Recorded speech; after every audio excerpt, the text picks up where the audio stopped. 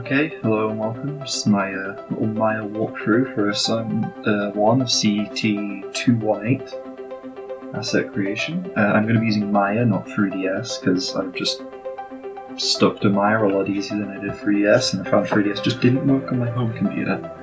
So here we go. I'm going to just start off moving around the camera, just use the different modifiers on the with the Alt key on the mouse buttons to rotate them with the camera. And just simply spawn in a couple of meshes, polygon meshes to be specific, not NURBS. Very simple, just click the button, it appears. And then the reason why it's quicker to pick up than Unity, 3ds, sorry, because it's so simple, so similar to Unity in the rotations on the different axes. As you can see, it's just click and drag, and the scaling is almost identical. This just found it a lot easier, the layout's much nicer, and also the selection, because to select a face you just right click, hold, face selection, then click. See the face select here, now extrude it with the Control E, click and drag, and it creates a new shape from that face. Select this face, extrude it out as well. Yep. Much simple. Nice little shape here.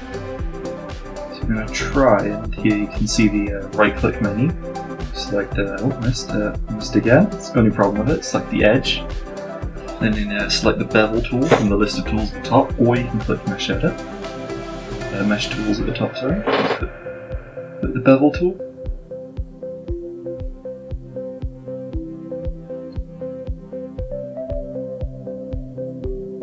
Bevel tool there, and then this little menu appears, and it's got all the modifiers that the bevel tool can use.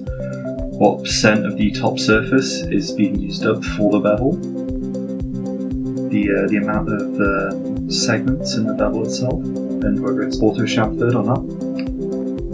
The chamfer being the actual curve, so it's set to a just curves all the way. Turn it off, and it just creates the segments, so you can auto curve it yourself. Well, not auto curve, you can curve it yourself. This next tool I have a look at is the fill tool. So we're just going to remove these edges and then the face as well, just to show you. Just select the face, press the delete key, it's gone. And now select both the edges that I want to fill the gap between. Navigate to the mesh tools at the top. Mesh at the top, sorry, and then fill gap. Easy as that. Really, if I wanted to do this, I should have selected these on the left and right, these edges here, and filled them from left to right to create those chamfered edges again, but I was just demonstrating here. So just easy as that, just delete it, select the edges, go to the mesh, fill hole, gone. Easy as that. Next we're going to be having a look at the cut tool, which creates edges on faces. Very useful tool for subdividing your faces up. If you want to, if you cut, create a new face and extrude from that face. So just hit enter here. Yep, there we go. New edges have been created. And if I select them, and I select these edges, move them as I want, and they'll move as if an edge on any other poly. You can also select the faces, obviously. Just like this, so just extrude from that face. And then if I want to remove any edges that are inside faces that aren't connected, I can weld them together. So just weld this edge to this edge and remove it completely. It can also be used to create shapes or remove even small faces that you don't want, like this. But it's a mistake, just remove it all. Easy as. Now I have a look at the symmetry tools. So we can simply just put symmetry on by holding Q and right click, I believe it is. And you can click, drag, symmetry's on. But I believe the symmetry is always around the pivot point, which can be a little iffy, so we can use topological symmetry, in which we select a edge here. But we can't select any of these existing edges, because they are not symmetrical. There is not an equal amount of things and edges and faces on each side. So we click this button, it makes a line of symmetry for us. And now click that, and now there's a line of symmetry down the middle. And select the edges, and you'll see the line of symmetry is always straight down the middle where that line is. Here we go. Just direction it out. Very, very simple.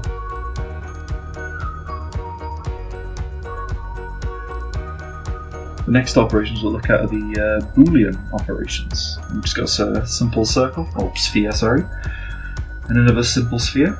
Nothing fancy about them at all, and we can combine them together with the Boolean operation. Here we go. Yep, and they are one object, so there's nothing in between them either.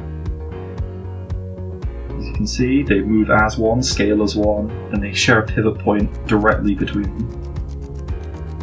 So just undo that, shoot the other booleans. So you've got yeah, here we go. We have booleans, the difference boolean, which removes one mesh from the other mesh. Which gives this odd Death Star looking thing. We do have a look at the last boolean.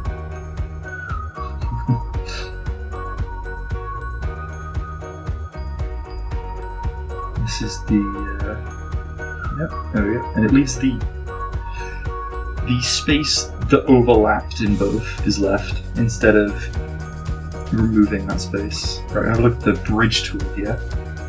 So here I didn't put any divide, so it tried to follow that arc, but it couldn't because it was one single.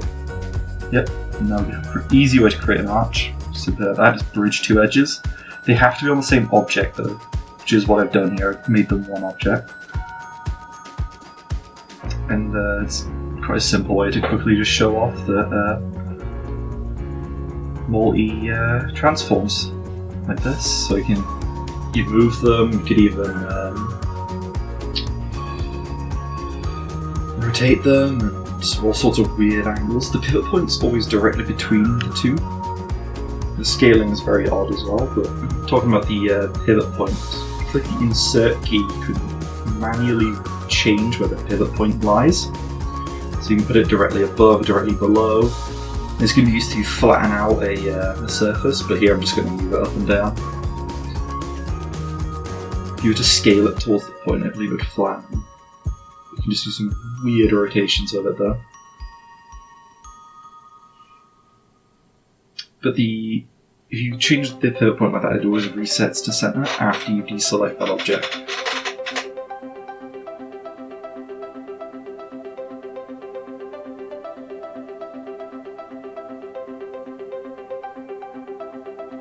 So here we're gonna, very odd tool, not one I've seen much, but it's useful to know. It's the conform. So first you have to get a plane, or any shape actually, and another shape. So I'm going to make this plane perpendicular and 90 degrees. I'm going to make this a live object, and then we're going to stretch this out. A live is just lets you perform certain tasks like the conform here. And it wraps around the live shape. The unlive wraps around the live shape. And here's some Bezier curves. So every time you click, you will lay an anchor point, as shown. If you click and hold, or if you click in between, you can create these curves like this. If you shift and control click, it auto finishes the shape like this. You can bend that as well. You can create all sorts of shapes, very useful with the loft and the revolve tool. The loft here. I'm just going to use some simple 2D shapes though, because it just makes it visually easier to see and also easier on me. So we get the two objects and we just loft between them. So you create a 3D mesh from these two 2D shapes. And you can throw a funky rotate on either one, or move the angle it's at compared to the other, and it would change it. So if I now loft these two, I can select them both. There we go. Loft them. Creates this shape, but don't want that. You've got back-facing faces and all that, so you just rotate it back just a little bit, the top one. There you go. And if you look, you can see that the nerves bent around as well. Very interesting. It's the revolver tool which I mentioned earlier. There's a lot you can use this tool for, but it's very simple to use. You see me have this single spline, or single spline. You just click on it, 360 degrees it's set to right now, rotate, and it'll just create a cylinder, simple as. You can can set the angle of how much of a rotation do you want. You can create cuboid versions instead, which are a little better for games. You could also make it a mesh instead of a nerd, which is again better for your games. Do all sorts of things with it and change all these settings. And there's also rotate on every axis. But I put the sculpting tools in here just because so you know they exist, but they're not very good for games because you can see I have to make a higher poly count version of the model for it to really work. And if you really want to use these, you should just probably use soft select and other tools in conjunction instead of the sculpting tools. If you were to use sculpting in a game, you'd use Modbox instead, but it's good to know that these tools exist. See, it's some interesting shapes. You can flatten it out and stretch it like it's clay. All these different settings on every tool. Just double click on any tool to look at all the settings in it. A little fast forward of me just messing around with this ball.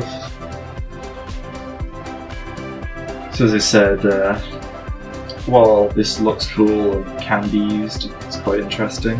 It's not good to be used. It creates enormous poly count models,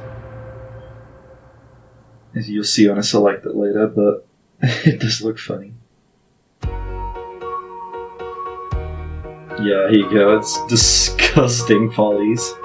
Can be simplified obviously, but it's not worth the time and this other stuff. Right, so making materials, we've got to first create the material. There we go, create a solid blue. And then we need to get into the texture. Well, we're going to use the color here and use a pre-made 2D texture. Use the check on. And that's simply how you make a material. Very quick, very easy, just to add them if they've already been made. You can change all the colors and the transparency and everything like that through these kind of sliders. Next we're going to create a custom texture to put on our material. So we add an already pre-made material. You can see it changes as the light hits. And open here, this is Hyper Shader. So we use to create the textures. So you just click and drag the texture you want. You match the out color of your image into the color of the material. And as you can see in the top right in the preview, it worked. We just close the Hyper Shader. There you go. Easy as. Alright, last thing to look at is UV mapping. Incredibly important, especially for textures. So you map your texture out like I said before, and then you put it on like this. It's a pre-made material with the texture attached. And you just click here, just create the mesh. The in blue is your net for your object. I made it blue, it's usually white outlines because I couldn't see. But you can select each face and move it around the texture. At the moment, all the textures, parts on the mesh are conjoined, but we can use a cut and sew operation to separate them out like this. So select the whole mesh, the whole net, I should say, sorry, and quickly just cut it up. And now each face is individual and can be moved as such. They won't stick together like earlier. And then if we want to put it all back together, select them all, go back to that same menu, and put them back together. Simple as. And that's all I've got time for. There's obviously a lot more that could be said, a lot more that could be done, but that's my time limit.